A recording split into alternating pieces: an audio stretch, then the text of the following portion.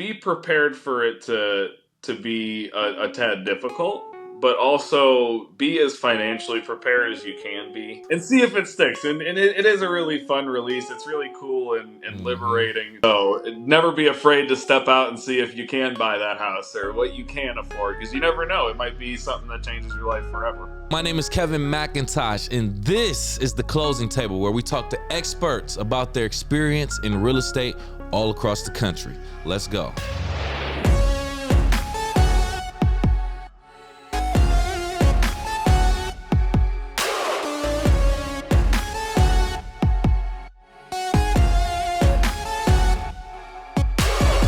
Welcome back to The Closing Table. I am your host, Kevin C. McIntosh. And joining us on this episode, ready to spill his knowledge to us, we want to welcome Julian Wayne to the show. How are you?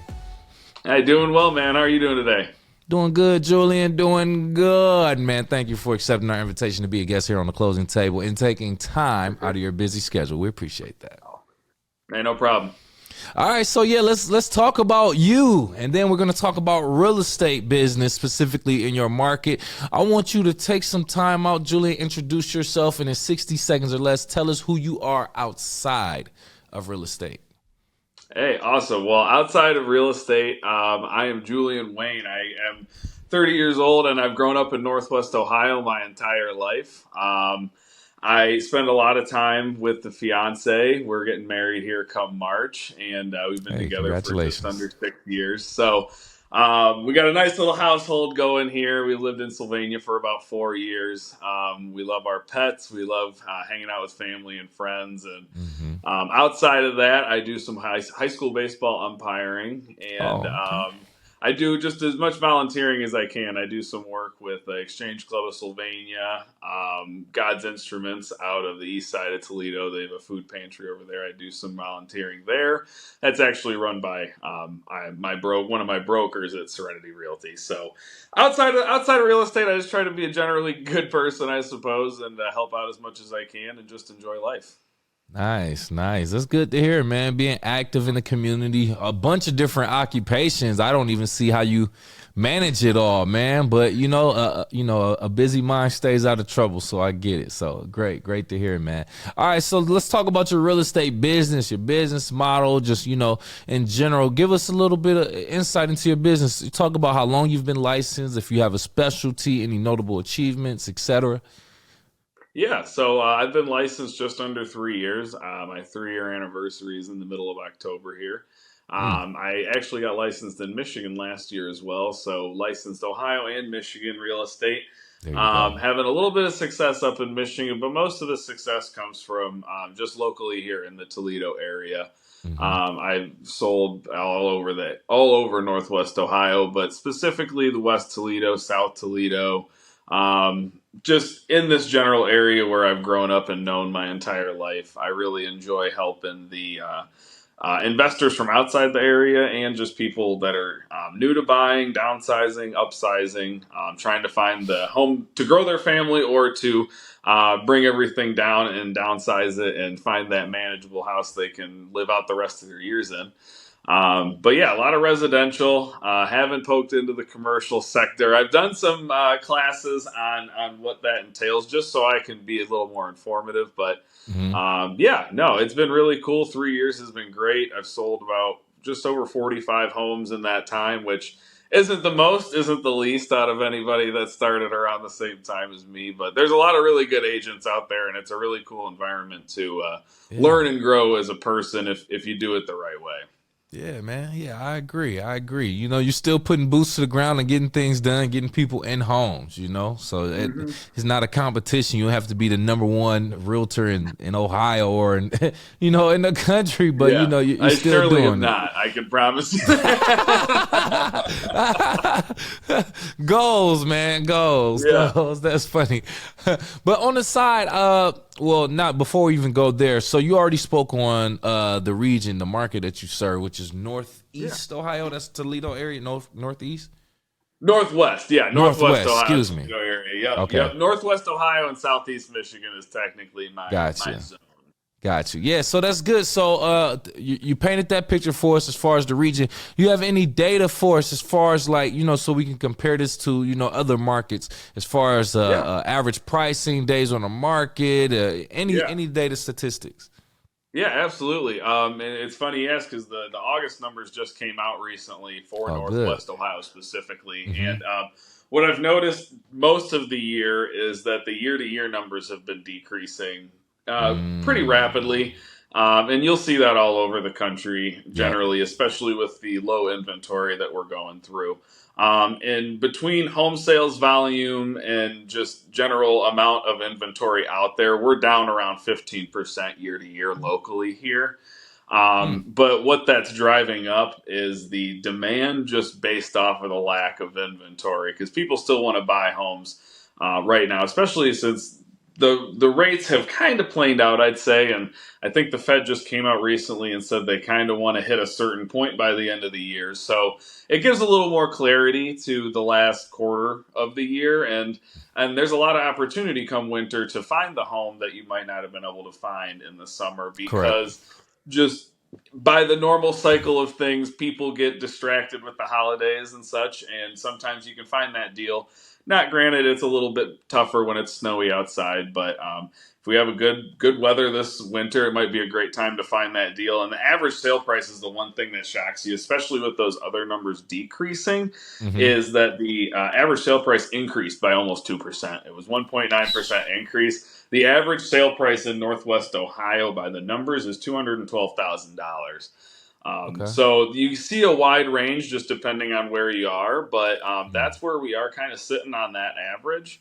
And I'd say the average price per square foot, it just depending on what county or zip code you look at, ranges anywhere from I'd say the $100 per square foot mark up to 150, and that's a decent range. But that's just kind of what I see when I'm out there looking around at some places, listing houses, doing appointments, and going over that data with people.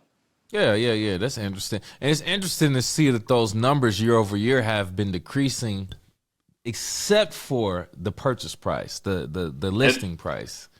I just see that as a pure result of if there's not a fix to the inventory problem, the demand problem is going to inherently increase that Correct. average price Correct. because people might not be as desperate as they were 2 years ago, but they're still going to be desperate enough to drive that number at either a planed out value or still increase like you see at 2%. It's 2% isn't crazy on $200,000.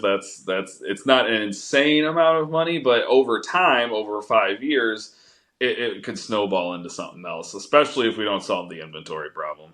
Yeah, no, 100%. Yeah, hopefully, and I mean that just takes a lot of development, which takes land and a few other things. Hmm. So we're hoping we can get some solutions very, very soon, so we can see a Yeah. flip in the markets. But that's just how it goes. I see in your spare time you spend some time on stage, Julian, stand up comedy.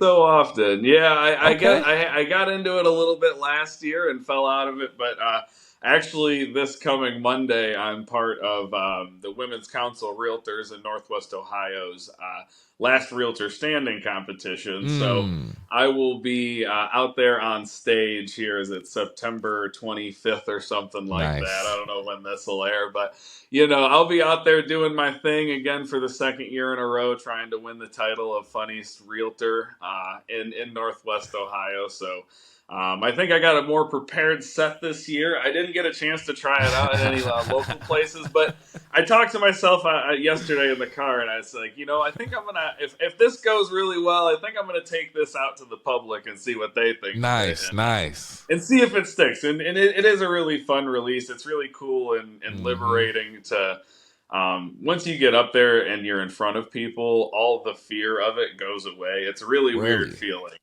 really. It's insane because it was about 400 to 425 people that were there last year, and it's Whew. all people you know Right. Okay. when you do that. And yeah, no, it was really cool. It was a crazy feeling to face that fear, and once you got up there to feel it just totally go away, it was pretty cool. And you say last year was your first year, first time getting on Yeah, so that stage? was the first time. I've been a fan of stand up comedy for a really long Yep. time, Yep. and Same here. I hate to be one of those people, but I've had people say it before, like, oh, you should try You're this, you know. funny. You should be a I comedian. but and it worked out, and it was fun, and a lot of people enjoyed it. And there was one bit that I did about Waffle House and getting kicked out of a Waffle House that people thought was actually real, and it Oh, was a nice. totally fabricated story. So to know that I made up a story that people thought, I felt like a real life comedian, you know, like. And Yeah. Netflix might like turn their head twice at me one time or Like, something. who was You this never know. Julian? Who was Julian? We might have to call him up. Look out Yeah. for him, Netflix. Look out for him. My man. That's cool. So you know what's that's very niche. You mentioned it's an event it's a comedy event in Northwest Ohio for realtors who are comedians. That is Yeah. very, very specific. But nonetheless, I like that because, we're all professionals. We all may have our main gig, but everybody has that other talent, the other Yep. skill and ability. And, to be able to just put the business aside and, get up on stage and loosen up like that, man. I know that has to be Yeah. very fun, man. Yep. Great. It's So really cool. so let's talk about it. It requires a special skill to get up on stage and tell jokes in front of strangers or people you know. So can you talk about how you kind of use comedy or the skill of comedy to build relationships with some of your clients? Yeah, I think just doing that it helps with some creativity and just it's situational stuff. Not only finding comedy in situations, but being able to read the situations a Yeah, little yeah. better. Mm-hmm. And especially with I work with a local estate attorney, and a lot of times when you work with estate attorneys in real estate, you're dealing with people who have had loved ones pass away and things like that, where the situation isn't just oh it's a super happy time, it's oh we are pulling all these memories out of this home and we need you to Mm. sell it as soon as possible. So I mean I think it helps grow outside of just finding funny things and stuff, but it helps you understand situations, have empathy and things, and kind of know what's an appropriate response to what you're working with. So taking all the skills I've learned from every job that I've ever had is kind of what led me to where I am today. And that's one of those things that it's not necessarily a job, but it's something that I found that I didn't know that I was pretty decent at, I suppose. But it helps with just like not just the creativity, but just like I said, understanding situations, reading people, reading how to react to things, and really putting people ahead of anything other than the real estate situation you might be in. Yeah, yeah. See, the key thing about that is being a stand-up comedian, or even just an excellent communicator. You gotta have that social intelligence, like you said, know how to Mhm. read the room. And, Yeah, and that can determine how you land jokes or what type of jokes to put out there. yeah, And in real life situations, if you should even tell a joke. yeah, Not all situations are required for a joke. Like when you're dealing with clients who have to exactly. move out for certain situations like that. So I Yep. love that perspective right there. Someone who's a fan of comedy and someone who considers himself a social engineer myself. I understand that Yeah. social intelligence. Great. Well said. Well said. Can you share a story about a situation or relationship, I should say, that was rewarding from a client or a past transaction that you've dealt with? Yeah. I mean, I've had a lot of very rewarding transactions. I had one just yesterday that closed where, and this is a happy one where it's a lady was looking for a lake house that she could buy for herself and her family to enjoy, Mm-hmm. because she had the accessibility to funds and that she wanted to have this for her family to have and hold for a very long time. And it ended up being we found one. It was one of those kind of they fell in my lap almost, but I took care of them. We went and saw four places one day, and we ended up getting under contract for one of them almost immediately that weekend. So Nice. not only was it fast, but it turned out that the house was being sold by somebody who had owned it for a while and made a lot of memories with someone there, and that certain someone had passed on. So she, not wanting to be there much longer by herself, I wanted to sell it to somebody that it was going to go to and make a really good place, and it was one of those where you just they ended up meeting at the tour, and I'm always, you always want to. keep it separated as much as possible. But the way they met, they were walking through the house. It was like it was already sold. It was one of Oh those wow. like Okay. they just got along really well, and you could tell that they made a really good connection. And it was a really cool thing to see that happen in front of your own eyes. And now you get to be a small part of those people taking their grandkids and their great grandkids and then their kids taking it over and knowing that that Yeah. little piece Yeah. of property forever is you're a part of that. So that's probably one of the more rewarding things. Yeah, and that is pretty. That's one of those rewarding things, rewarding feelings of being a realtor in general. You know, being able to Hmm. connect families with, homes and properties and creating those memories. But that could have went two different ways, man. That could have went Yeah, a different way with them meeting and that type of shit. I I know. literally had a guest on here that talked about a situation like that where the buyer and seller met, but it wasn't Yeah, it wasn't good. So yeah. It can it's good go. it worked out in your favor. You're right. It was there was a chance for it to not, but Yeah. no, it Uh, was really cool because I didn't see it at first. I walked out of the garage and I saw them standing there talking, and I was like, like oh no, like, Stop talking. Stop and talking. yeah, I was like no, stop. But then yeah, she shook my hand. We talked, and they ended up. It was just one of the all the neighbors were out that day. It was just the way it happened was just really really Okay. cool, and it was one of those where you're like, oh yeah, no, this went to the perfect people. So Good. Good. That's nice yeah, to hear, man. That's nice to hear. When you close on the transaction, man, that's speaking of rewarding, that's a very rewarding feeling, not only for yourself, obviously, but for your clients and any and all people that's involved, hmm, buyers and sellers.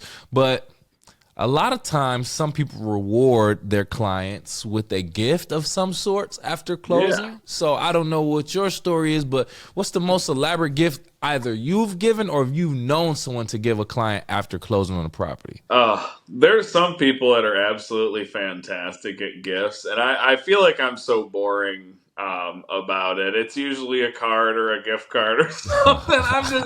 I'm very basic, and that's one of my crutches. I think is I've always thought I'm like, man, I feel like I should probably be a little more creative and like. I don't know. It's one of the arts of being an agent. Some people are fantastic at it. Some Yeah, people are yeah. just very like, here's a letter and a note and thank you for using me, and I hope everything went well. But I've seen some really cool stuff. I mean, what I love seeing are the people that make the really customized baskets. Oh yeah, I know yeah. a shop locally that I know really well. They do some really cool designs for agents, and they've put a lot of time into custom gifts. And it's really cool to see what people do. As far as elaborate goes, um, I don't know. I've heard of people doing some pretty crazy stuff for open houses, but I don't know. Oh I really? think that I haven't seen anything too crazy. Probably some really expensive bourbon or something. Oh yeah, yeah, yeah. I've Yeah. heard of that too. I've heard of wine, Yep. champagne. I've heard washer and dryer before. Oh, Also, I've heard that's expensive cool. purses. Um, Ah, yeah, I think that's about it. I thought I heard someone say they bought them a car for I was closing, but wondering. they got them a card with the D.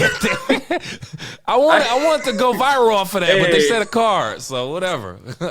I don't know. I got some more bills to pay than paying getting somebody a Yeah, car. But you know what? Honestly, I know, it's man. always it's a dream Monday to be able to do that for somebody. Oh, But for till sure. then, yeah, we'll probably I got to step it up a little bit though. I know I'm slacking in the gift game Nah, for no, sure. no. Give them a car, $5 in there. That'll be good. That's perfectly Somewhere fine. in between there. Yeah, Somewhere in between the that nice cars. balance between. I love it. I love it. Hey, so you mentioned something that goes overlooked a lot in the selling process that people may not know about: holding costs. Yeah. I want you to elaborate on this. Can you talk about what holding costs are and talk about a real life situation when you had to explain this to a client? Yeah, I would say it comes up almost anytime you work with a buyer. And you want to kind of break it down in the consultation as far as estimates. And I usually give it to people in an estimate form. We have a really cool app that we have access to through a local title company that gives us very, very good estimates on things. So Mm-hmm. whether or not we're looking at a house already or we're just going over scenarios that are potential. Um, I always like to tell people, there's the cost of buying your home, and then there's prepaids, and then there's things to think about down the line, like the utilities, the insurance, the pity, as they call it, or the Yep. principal, interest, taxes, and insurance, which Mm-hmm. encompasses the entire mortgage payment that you end up having. Um, once you explain it to people and break it down like that, it's usually a lot easier for them to digest and understand. And one of my biggest things that I've always pushed since I've started doing this is I like to make sure the person I'm working with understands everything and they're comfortable with the decision they're making. I don't like to make the decision for them unless they tell me to, which happens sometimes. But as long as I explain here's scenario 1, 2, and 3, if we Yeah. make this decision, what are you comfortable with? I've had people that tell me that that was their favorite part of working with me was the transparency on what this means if you do this and what this means if you do that. I worked with a lady recently who had listed her house 2 or 3 times before calling me, and she just called me because I was friendly to her when I brought a buyer through like 2 or 3 months beforehand. Mm. And she called me, and I was like, okay, what? I wonder, was it them? Was it her? What's going on? Before you go and meet that person, you don't know. So I went and met her. She was a wonderful, wonderful woman. Just wanted things done her way, and her Yep. way wasn't illegal or immoral. It was just needed a little more attention maybe here and there, which is that's our part of our job. And we ended up selling her place within like 30 days for what she wanted for it. Got her down to Nice. see her family in South Carolina, and it was just one of those things where it worked out really well. But it's because it all goes back to transparency, doing the holding costs and all that stuff. I got kind of derailed there, but it all blends together in the Mm-hmm. end as far as I think it all starts with transparency, and doing the holding cost is all part of that, and understanding what it costs to own that home over time and not just what it costs to buy that home that day. Yeah, yeah, no, 100%. I agree. I would say there's two major things that people want to know during a home buying or selling transaction. They want to know any and everything that they have to pay for, and they want to know if and when they can cancel at any time without any penalty. Yeah, I probably feel like exactly. those are the two main things. As long as you're transparent about that throughout the Yeah, process, I mean, you're the expert. You're yeah. the person in charge. And being confident and having the experience and telling them how it is the best way to do it. And I tell people all the time, I probably talked myself out of plenty of sales in the past just because I don't want to deceive anybody. I'd rather not get business by deceiving people Mm, and just do it honestly. interesting. So Same way. No, I get that. It's very honorable of you right there. yeah. So you're not gonna always have the perfect transactions, Julian. You might have something where you get to a closing or you think you're about to close and then it gets pushed back for some reason. I don't know about your experience, but I'd like to know, have you ever had a situation where the closing had to get pushed back? And if so, describe the situation and what you learned from it. I think I've had it more often than not. I think that's more it occurs a lot of the time. And that's another one of those things where I tell people this is the date we're going for. If it happens, great, but don't be Yeah. surprised. Yeah. I've actually had one that this is a real horror story. We had signed the sell. I had the listing, signed the seller's paperwork. The buyer signed the paperwork and mailed it back, and never sent the money, and never did send the money, and said they wanted out of the contract. So we had closed without funding, and it had to go back on market. So I had to explain to my client that not only is she not getting a check she was expecting that day, we have to resell her home again. Ooh. And luckily, it was a referral from an attorney, so I immediately had the attorney involved, and they did what they had to do on their end to take care of it. But it was one of those deals that it taught you that, and I hear this all the time. There's never an emergency in real Ooh. estate, which I Good one. I've been learning that and teaching myself that. But this is one of those where was it an emergency? It was, but it wasn't something that was going to be solved right that day. So the best you can do is explain it. help them understand it, but reassure them that, listen, we're going to get right back to work on this. And I ended up getting that deal back under contract. I fixed a faucet in there to close an FHA deal on that. Okay. So it was a lot. It was like a 60-day process, but we got it done. We ended up closing that deal on a trunk lid at my client's work. We did a remote closing. I did it all, man. That was one of the most insane experiences ever. But I'm happy I Nice. got to do it. It was Mm-hmm. really cool to navigate that, and honestly, at the beginning we did some things. You said adaptability, and that was one of those where adaptability really came into play versus resourcefulness. Oh, good point. Good point right there. And that's very neat that you were able to resolve that, because I couldn't imagine being the seller Yeah. in that position only to find out. Oh my God. I mean, think about the adjustments people make when they know they're about to close, only to get Yeah. that snatched right from underneath you.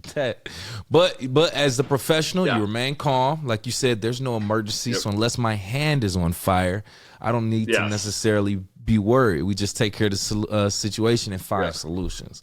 Good job. There's a solution every time, and Mm-hmm. that's one thing. I worked in logistics for a while, and it taught me was there's a solution to everything, no matter what, whether it's supply chain or real estate. There's always something has to be done and will be done. We just got to figure it out and think about it. So Absolutely. Yep. that's Keep a cool head. Cool heads yep, prevail. That's what they say. All right. sure. So knowing what you know now, all the knowledge that you have as a real estate professional, and knowing the resources that are available, I got this $1 million question for you. What All right. approach would you take to owning your first home in today's market if you were in search of your first home?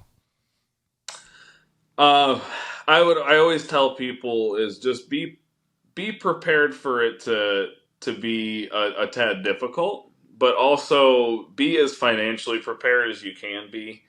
I Holding on to property is one of my what I've learned to be one of the best hedges against any type of recession or Mm, fall in the economy of any type. So, making sure that you're not overspending, making sure that you're keeping it affordable, and keeping the wants and needs realistic to what your life is, because you can grow your income down the line and make it easier to live in that place that you can afford.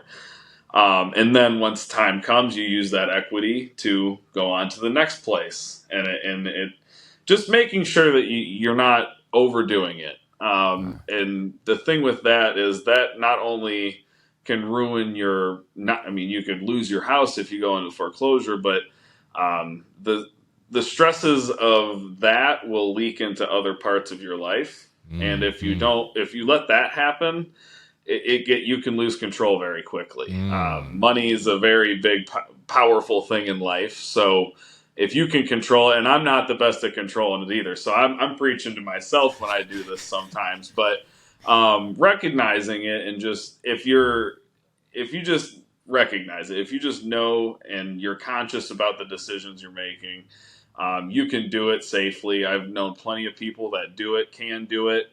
You don't need a lot of money, but Mm. it helps no matter Oh, what. for sure.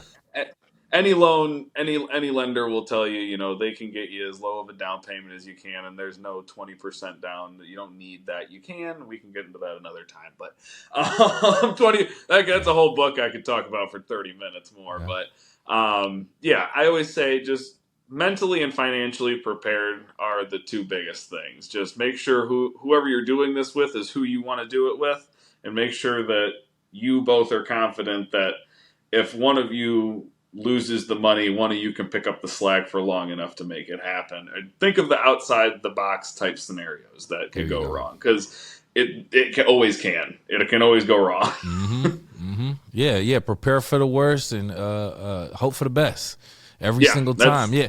I like we're that you not mentioned the perfect. mental part too, though. Yeah, and we're not all perfect. And I'll tell you right now, we do not have the safe nest egg that we probably Yeah. should. And Yeah. I think a lot of people think that everyone's in a lot better of a scenario than they are, when everyone is really all just doing the same thing. Correct. But That's where we all need to level our own brains at is know that we're all in the same place. We're all doing the same thing, trying to survive in the same world. Man, So never be afraid to step out and see if you can buy that house or what you can afford, because you never know. It might be something that changes your life forever. that's real. I actually like that. I'm gonna have to clip that. I actually like that. I like that word the most, man. Because I mean, first of all, the mental part that you spoke on, I don't think that's talked about enough. Because yeah, you want to be financially prepared, but what about where's your headspace right now? Are you dealing with any other stress outside of this right now? Do you want to kind of clear your mind so that you're not going into a situation that can be stressful, already dealing with stress? You know what I'm saying? So and then the fact that you can't just look at someone's situation and look at a friend who has a home and purchased a home when interest rates were 3% and think that they're super smart, they're super rich, they have all these, and they could be leveraging their resources, their knowledge and programs that are available. So it never hurts for you to go out and do the same, man. Well said. I like that, Julian. Worst thing you can do is not ask the question. That's it. Yeah, 100%. I appreciate it, man. That was a real. I think you pull out the real conversation. You get that deep into it, man. I know, man, and I'm glad. Thank you for accepting our invitation on the closing table again and allowing us to ask you questions, sir. At this point, if you have any last words and/or want to tell people how to reach out to you, please do so now. Yeah. Absolutely. No, I appreciate you guys having me on. I was super excited when you reached out, and I'm happy we got this set up. If anyone in Northwest Ohio or Southeast Michigan sees this and they want to know more about buying a home or just having the same conversation we just had here, my phone number is all over social media. At J Wayne Real Estate is my handle across any of the platforms that I'm on, Facebook, Instagram, TikTok as well. And my website is up and active at www.jwaynerealestate.com. And I actually have a lot of stuff on there, not only just about me. I have a full resources tab that has a lot of business connections that have to do with real estate, life, business, and everything. I'm part of a BNI network here. Prime Online is our chapter, and I put a lot of time into doing a lot of networking so I can help my clients out, and I'm hoping that over time that just keeps on increasing and becoming a better resource for them. So I'm always available, always happy to chat about real estate in Ohio or Michigan. All right, representing Northwest Ohio, Southeast Michigan, Julian Wayne. Thank you again, sir. We appreciate that. For our YouTube audience watching right now, if you've gotten to this point in the video, do us both the favor and hit the like button, please, and thank you. Make sure you also share the content and subscribe to our channel. And if you are listening on Apple, Spotify, any other podcast platform, please do the same. Give us a like, a 5-star rating, and subscribe for our latest content. Julian, we're going to leave our audience with a question before they leave the chat to get the brains going. So this is for you, audience. What's the most valuable lesson your real estate agent has taught you that you didn't know prior to buying or selling a home? Share that knowledge with us in the comments below. Besides that, we will talk to you next time.